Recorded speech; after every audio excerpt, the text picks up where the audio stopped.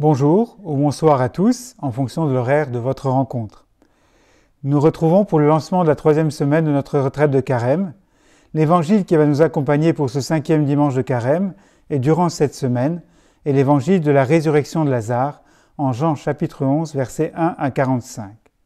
Je vais d'abord lire ce passage en entier pour que vous l'ayez entendu dans son intégralité, puis j'en ferai un commentaire, et puis ensuite je parlerai de l'espérance, qui va être aussi un des thèmes de notre semaine, et je terminerai en vous donnant quelques indications sur le programme de cette semaine. Donc lisons l'évangile de Saint Jean, chapitre 11, versets 1 à 45.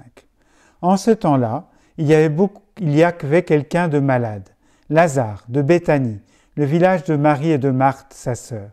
Or Marie était celle qui répandit du parfum sur le Seigneur et lui essuya les pieds avec ses cheveux.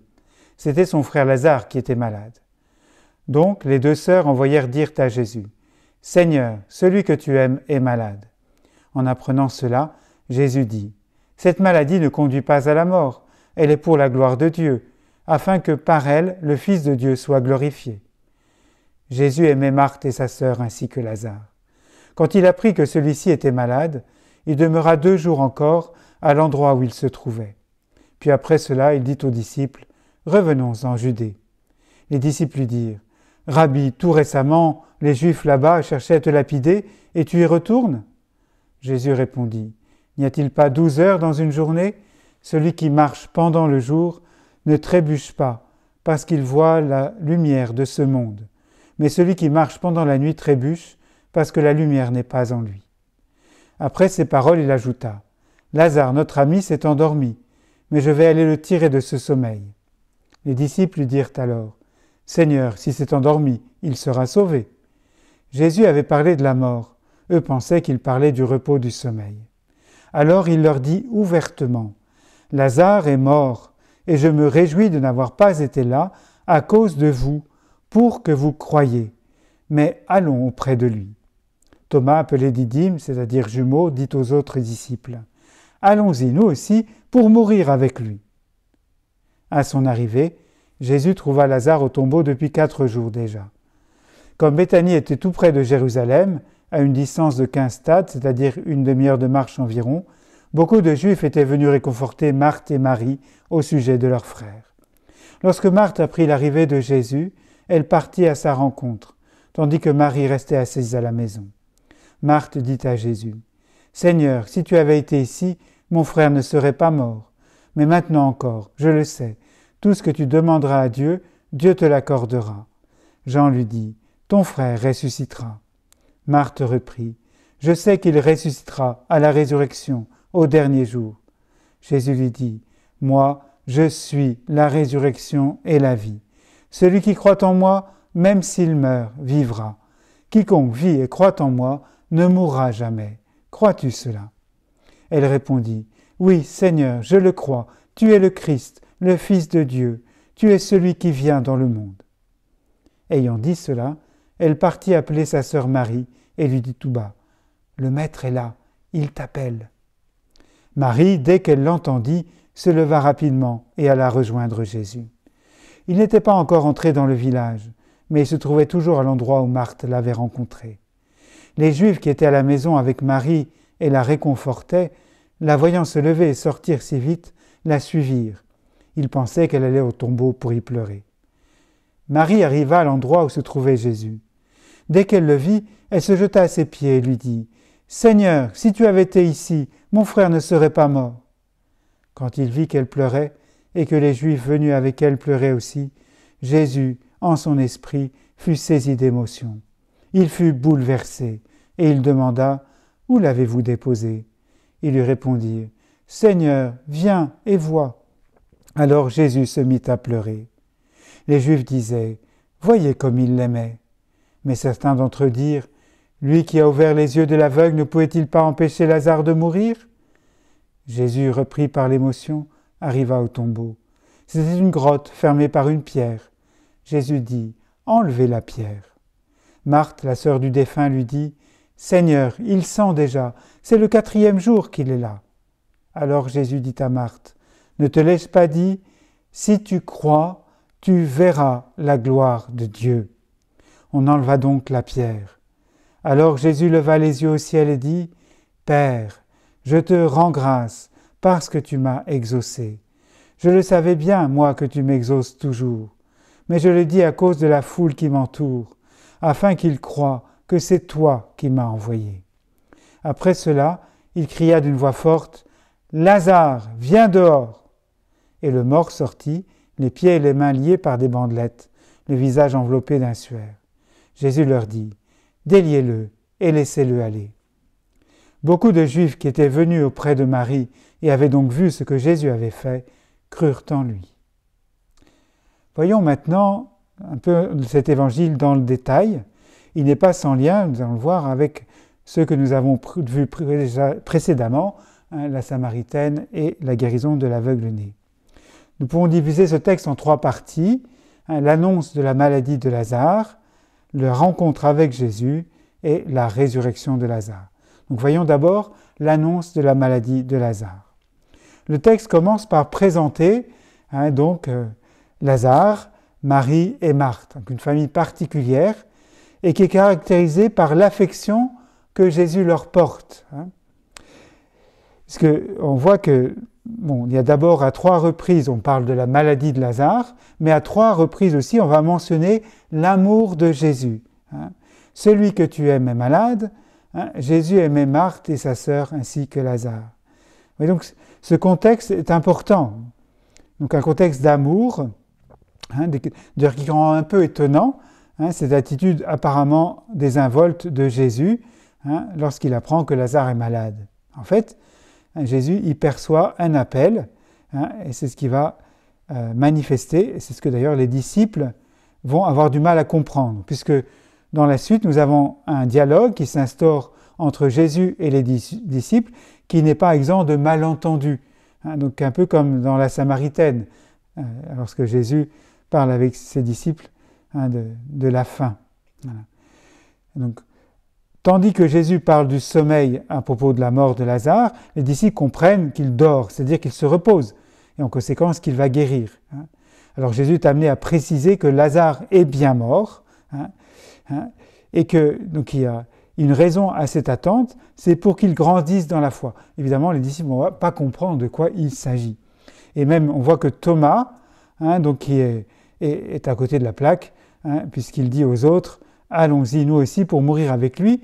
Ça veut dire que, justement, ils n'ont pas encore cette lumière dont a parlé Jésus. Il a fait allusion, comme nous l'avons vu aussi la semaine dernière, cette lumière de la foi. Et donc, il y a un contresens, alors que Jésus, justement, les entraîne dans une démarche en vue de la vie, il l'interprète comme une démarche de mort. Donc il y a là un contresens, mais qui est fréquent, et qui en fait que seule la foi permet d'éviter véritablement. Continuons, donc arrivons à la rencontre avec Marthe, puis avec Marie. Donc Jésus trouve Lazare au tombeau depuis 4 jours déjà. Donc beaucoup de gens sont venus entourer Marthe et Marie.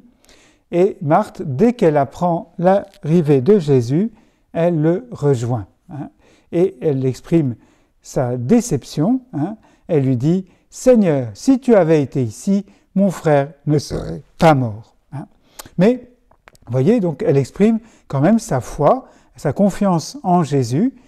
Et elle ajoute, mais maintenant encore, je le sais, tout ce que tu demanderas à Dieu, Dieu te l'accordera. Puisque Jésus est là, vous voyez, elle s'ouvre à une espérance. Ce n'est pas fini. Voilà, Jésus est là, donc il va pouvoir faire quelque chose. Elle ne sait pas, elle n'ose même pas demander, d'ailleurs, quelque chose de concret. Mais Jésus, dans son dialogue, va l'amener à quelque chose, à approfondir cette foi, et on voit qu'il va même transformer cette espérance qu'elle vient d'exprimer. Il lui dit « ton frère ressuscitera ». Et donc là, il va rejoindre et exprimer l'expérience commune à l'époque, cette expérience, mais qui est relativement récente dans la foi du peuple juif, cette espérance en la résurrection des morts, mais qui est essentielle, parce que ça donne un sens aussi à la vie. S'il n'y a pas de vie après la mort, il y a une impasse. Voilà. Mais donc cette foi est importante, mais on voit qu'elle va être amenée à sa perfection par Jésus, justement. Donc Marthe exprime le fait de cette espérance, je sais qu'il ressuscitera au dernier jour, et Jésus maintenant a une affirmation absolument unique et tout à fait exceptionnelle, je suis la résurrection et la vie. Jésus est lui-même la vie. Et par la foi, nous avons accès justement à cette vie qu'il est lui-même, pas simplement, et là on voit qu'il y a un double sens au mot, à la fois à la mort et à la vie.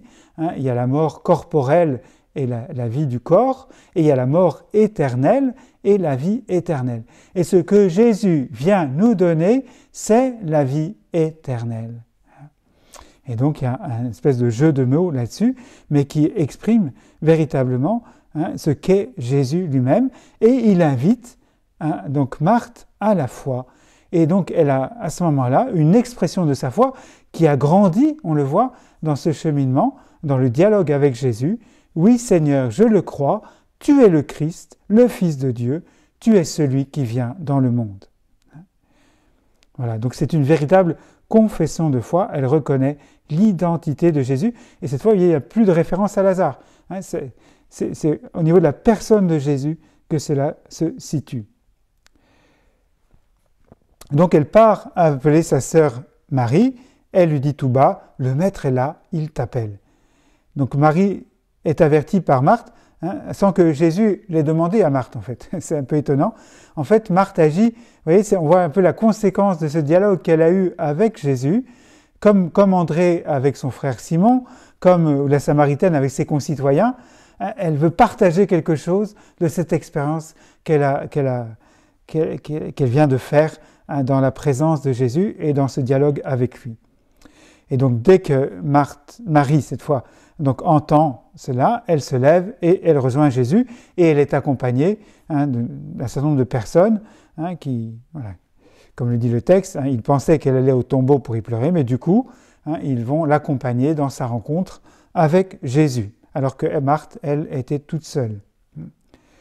Et dès qu'elle le vit, elle se jeta à ses pieds et lui dit « Seigneur, si tu avais été ici, mon frère ne serait pas mort. » Donc on voit que ce sont exactement les mêmes mots que Marthe. Donc les sœurs ont la même attente, en fait. Mais cette fois, c'est un peu étonnant, Jésus ne va pas réagir. Enfin, il va réagir plutôt d'une autre manière.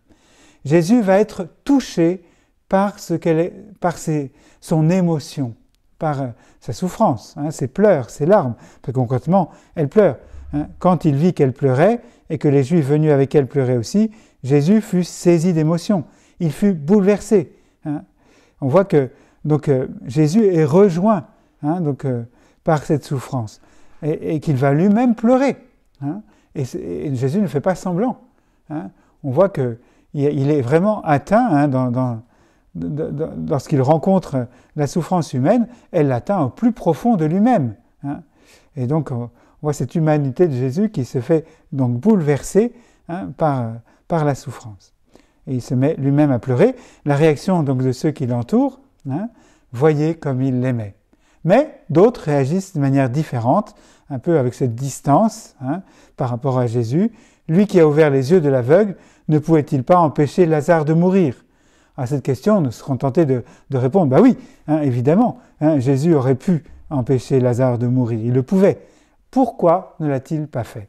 Nous l'avons déjà évoqué par ce qui précède, mais nous allons le voir en particulier dans la suite, c'est-à-dire dans la résurrection de Lazare. Donc Jésus est repris par l'émotion, il arrive au tombeau et il dit d'enlever la pierre. Et à ce moment-là, nous avons une réaction de Marthe qui a la foi, qui l'a exprimée. Mais quand Jésus concrètement demande qu'on ouvre le tombeau, elle ne peut s'empêcher de dire « Seigneur, il sent déjà, c'est le 4e jour qu'il est là. » Vous voyez cette réaction de Marthe. Et alors Jésus, à ce moment-là, a une expression admirable, une invitation pour Marthe qui nous concerne aussi tous. « Ne te l'ai-je pas dit, si tu crois, tu verras la gloire de Dieu. » Rappelez-vous que cette maladie était pour la gloire de Dieu. Donc par la foi, et cette foi nous mène à cette vision de la gloire de Dieu. si tu crois, tu verras. Jésus d'ailleurs reprend cette phrase à Marguerite Marie, à Paray-le-Monial, en disant « Si tu crois, tu verras la puissance de mon cœur ». Ensuite, Jésus se tourne vers le Père, et il fait cette prière. Père, je te rends grâce parce que tu m'as exaucé. Je le savais bien, moi, que tu m'exauces toujours, mais je le dis à cause de la foule qui m'entoure, afin qu'ils croient que c'est Jésus qui m'a envoyé. Nous voyons là l'expression de la foi de Jésus, lui-même, sa confiance dans le Père. Et donc c'est une prière aussi qui est un modèle pour nous, cette foi qui s'exerce, le Père l'exauce toujours, voilà, et Jésus vraiment a cette foi-là. Et en même temps, c'est un peu étonnant parce que Jésus dit qu'il l'a déjà exaucé, parce que tu m'as exaucé. Pas parce que tu vas m'exaucer, mais parce que tu m'as exaucé. Ce qui fait que, parce que Jésus, dans sa demande, est sûr que le Père répond toujours. Il n'y a pas de doute là-dessus. Ça nous interpelle, nous, sur la manière dont nous prions. Enfin, voilà, on y reviendra une autre fois. Mais donc cette prière est un modèle de foi pour nous. Et puis donc ensuite, il y a cette parole de Jésus très forte, une voix forte d'ailleurs, « Lazare, viens dehors !» Et donc Jésus interpelle le mort par son nom. D'ailleurs, le prénom Lazare vient d'Éléazar, qui veut dire « secours de Dieu ». Et finalement, en Lazare, s'accomplit ce que Jésus avait annoncé au chapitre 5 de Saint Jean, « L'heure vient, et c'est maintenant, où les morts entendront la voix du Fils de Dieu, et ceux qui l'auront entendu vivront. » Donc vous voyez, nous avons une anticipation, justement, dans la résurrection de Lazare, de la résurrection des morts. Et justement, cette interprétation, cette interrogation, moi, qui m'a longtemps un peu perturbé, pourquoi est-ce que nous disons que Lazare est ressuscité, puisque Lazare va revenir à sa vie ordinaire, va reprendre sa vie ordinaire, comme au sortir d'un sommeil banal. Et il ne s'agit pas finalement d'une résurrection identique à celle de Jésus. En fait, pourquoi est-ce qu'on peut l'appeler résurrection néanmoins ? Parce que justement, elle est une anticipation. Et justement, cette phrase de Jean 5 en donne bien le sens. Elle n'a pas encore sa dimension pleine parce que Jésus n'est pas encore ressuscité. Et lorsque Jésus va ressusciter, à ce moment-là, nous entrerons dans cette nouvelle dimension, nous irons jusqu'au bout, et ce sera pour nous justement la résurrection qui sera pour nous l'accès à la vie éternelle. Et c'est ça qui est l'enjeu. Et c'est ça qui est l'objet de notre espérance. Et ça, c'est très important. Jésus a tout pouvoir sur la mort parce qu'il l'a sur le péché qui en est la cause. Et d'ailleurs, en quelque sorte, les bandelettes qui bandent et qui retiennent Lazare représentent non seulement les attaches du Sheol, mais aussi celles du péché. Et Jésus vient nous en libérer. Beaucoup de Juifs qui étaient venus auprès de Marie et avaient donc vu ce que Jésus avait fait, crurent en lui. Voilà, nous comprenons enfin ce que Jésus avait perçu dès le début, c'est que cette circonstance serait l'occasion d'une croissance dans la foi pour les disciples, pour Marthe, pour Marie et pour tous ceux qui sont là, finalement. Et donc c'est ce qui est tellement important pour nous, et cette croissance dans la foi, c'est aussi une expérience de la gloire de Dieu. Voilà, donc je l'ai abordé à plusieurs reprises, mais nous allons maintenant rapidement donc voir ce qu'est l'espérance chrétienne. Qu'est-ce que c'est que l'espérance ? Alors je cite le catéchisme de l'Église catholique au numéro 1817. L'espérance est la vertu théologale par laquelle nous désirons comme notre bonheur le royaume des cieux et la vie éternelle, en mettant notre confiance dans les promesses du Christ et en prenant appui non sur nos forces, mais sur le secours de la grâce du Saint-Esprit. La vertu d'espérance répond à l'aspiration au bonheur placée par Dieu dans le cœur de tout homme. Elle assume les espoirs qui inspirent les activités des hommes, elle les purifie pour les ordonner au royaume des cieux. Elle protège du découragement, elle soutient en tout délaissement, elle dilate le cœur dans l'attente de la béatitude éternelle. L'élan de l'espérance préserve de l'égoïsme et conduit au bonheur de la charité. Et en résumé, au numéro 1843, par l'espérance, nous désirons et attendons de Dieu, avec une ferme confiance, la vie éternelle et les grâces pour la mériter. Donc vous savez peut-être que l'image de l'espérance, le symbole de l'espérance, c'est l'ancre, selon une expression de la lettre aux Hébreux, donc au chapitre 6, vous verrez ça au chapitre 6, versets 8 à 19. Le pape, lui, ajoute aussi à cette image une image de la voile pour rendre compte un petit peu complètement de l'espérance, parce que l'espérance est dynamique. Nous allons voir justement, c'est très important, qu'il y a une dynamique dans l'espérance. Mais je voudrais d'abord insister sur le rapport entre les trois vertus. Combien, justement, la foi, l'espérance et la charité sont liées. D'abord, elles sont toutes les trois enracinées en Dieu et particulièrement en Jésus, dans le Christ. Si la foi me donne d'accueillir Jésus pour ce qu'il est et pour ce qu'il a fait pour moi, donc elle fonde mon assurance, c'est le roc, si vous voulez, l'espérance s'appuie sur la foi, sur les promesses du Christ, ce qu'il a accompli pour moi. Il m'a aimé et s'est livré pour moi, dit Paul. Et donc l'espérance est dynamique. À cause de ses promesses et grâce à son amour, je sais où je vais, je peux avancer dans la charité que je vis dans le présent. Vous voyez, donc la foi concerne en quelque sorte donc Jésus, donc c'est ce qui nous est donné, c'est ce qui est déjà là, c'est ce qui est, c'est sur ce que Jésus a accompli, a dit, a fait, ce qu'il est. Vous voyez, donc c'est en quelque sorte, voilà, c'est le point de départ. Après, nous vivons le présent dans la charité, et c'est important, nous allons le voir, et l'espérance concerne l'avenir, ce que nous connaîtrons un jour, mais qui était aussi assuré parce qu'il l'a promis. Vous voyez, à cause de la foi et par la foi, nous savons que ce que Dieu nous promet, nous le vivrons. Voilà.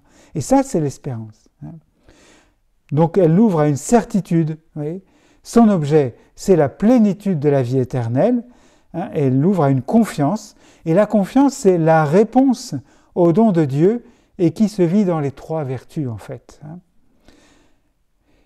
Une chose importante, c'est que la foi et l'espérance s'accomplissent dans la charité.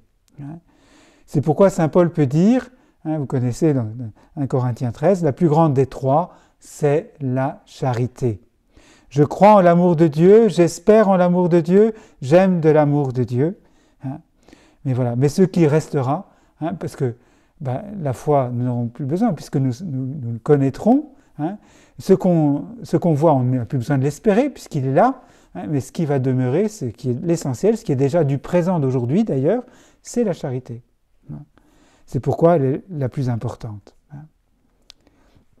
Voilà, tout concourt au bien de ceux qui aiment Dieu. Voilà, donc je reviendrai après dans le déroulement, enfin sur le déroulement de la semaine, vous aurez une présentation un peu plus détaillée aussi de l'espérance. Alors pour le parcours que nous allons vivre, simplement, donc chaque jour, nous allons approfondir l'un ou l'autre point. Premier jour, entrer dans l'espérance. Deuxième jour, les obstacles à l'espérance. Troisième jour, l'espérance comme certitude. Quatrième jour, rendre compte de mon espérance. Cinquième jour, l'espérance en la miséricorde de Dieu. Sixième jour, l'espérance en la vie éternelle. Et septième jour, la relecture.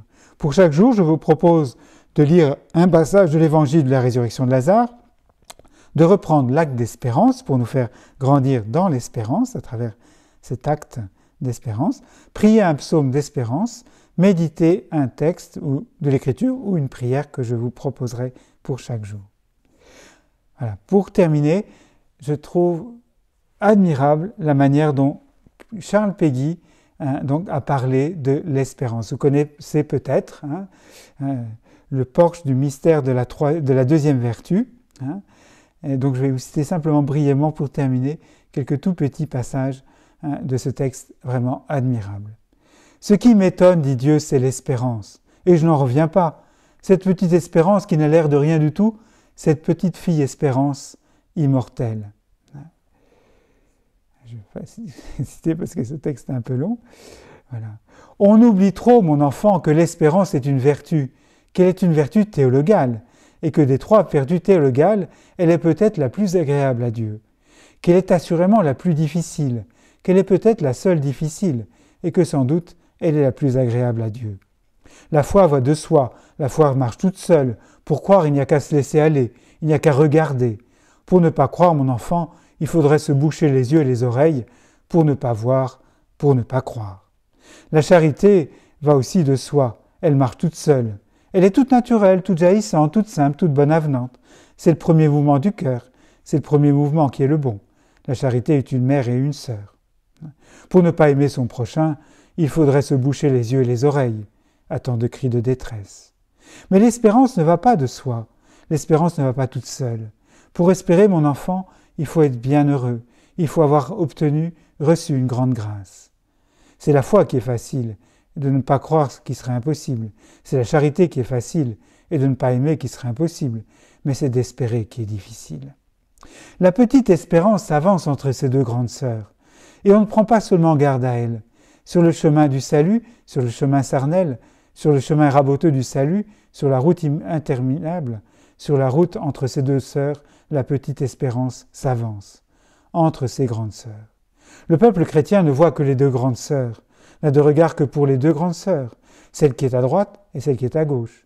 Et il ne voit quasiment pas celle qui est au milieu, la petite, celle qui va encore à l'école et qui marche, perdue entre les jupes de ses sœurs.